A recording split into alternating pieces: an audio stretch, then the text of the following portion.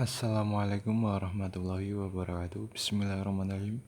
Alhamdulillahirrahmanirrahim. Yang saya hormati sahabat-sahabat subscriber dimanapun Anda berada, yang semoga saya dan sahabat-sahabat semua tetap diberi kesehatan, keselamatan, rezeki yang berlimpah, serta kemudahan dalam segala urusan. Alhamdulillah, pada kesempatan malam yang berbahagia ini, Lur, kali ini saya akan berbagi ya mengenai apa yang terjadi bila motor jarang dipakai ya, terutama dalam tempo setengah tahun atau mungkin setahun ya, jadi didiamkan cukup lama.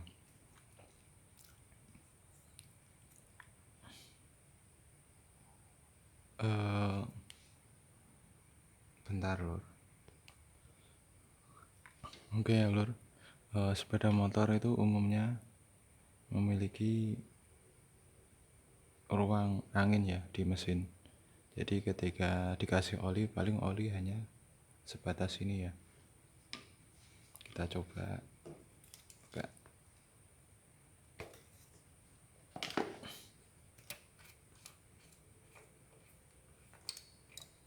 Nah, ini kan garis oli ya. Nah, jadi garis oli itu hanya sampai di sini ya.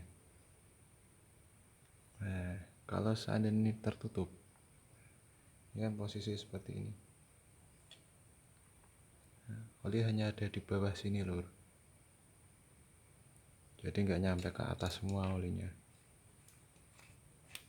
Padahal jika mesin hidup itu ini kan berputar, ada hose kopling. Kalau yang belum kopling tangan ada kampas ganda. Itu oli akan bahasanya apa ya Lur? Terpercik kemana-mana loh oli.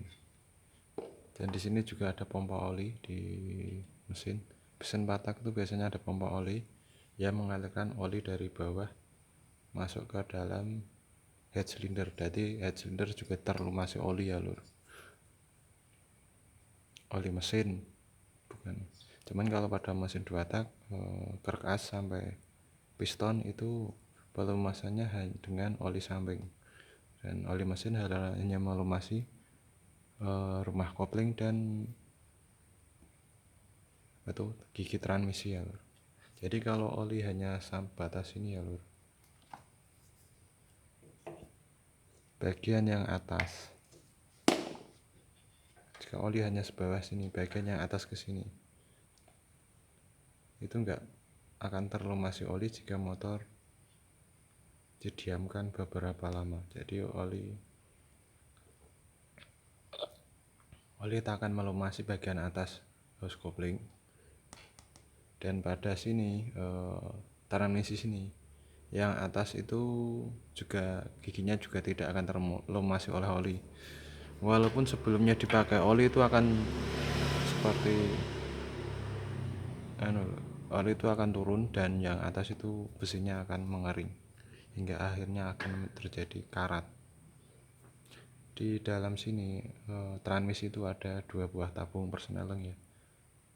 Yang satu ada lagi buat pengoper giginya, itu ada bearingnya sebelah kiri dan kanan. Jadi totalnya kalau nggak salah ada 6, di kiri 3, di kanan 3. Juga belum bearing-bearing lainnya. Bearing itu seperti ini lakar, cuman ukurannya beda-beda. Dan ini pun kalau tidak terlumas oli ini bisa berkarat Lur, jadi korosi, karena besi itu kalah dengan korosinya sendiri Lur. Dan jika oli di sini, ini ya piston kan ini aluminium ya, cuman ring piston ini dari oli. Ini ring kompresi yang atas, yang tengah ini ring kompresi ya, ini ring oli ya. Ini kan dari besi, ini juga bisa berkarat. Kalau ini korosi terus dihidupkan, ini mungkin akan terjadi terkikis 0, sekian mili, dan kemungkinan besar motor akan menjadi ngebul malahan Lur. Cuman kalau biasanya motor selalu digunakan kan ini terlumas oli terus, jadi terkikisnya itu sangat lama Lur. Mungkin ngebulnya bisa 4 sampai 6 tahun umumnya lah motor itu ngebul. Cuman kalau motor jarang ganti oli ya pasti ya nggak nyampe 5 tahun udah harus ganti piston. Jadi oli itu hanya sebatas ini. Kenapa tidak oli penuh? Agar terjadi sirkulasi udara. Oli jika terlalu penuh juga akan menghambat dari kinerja pergerakan di karkas, dan hose coupling pun akan terasa lebih berat. Oke.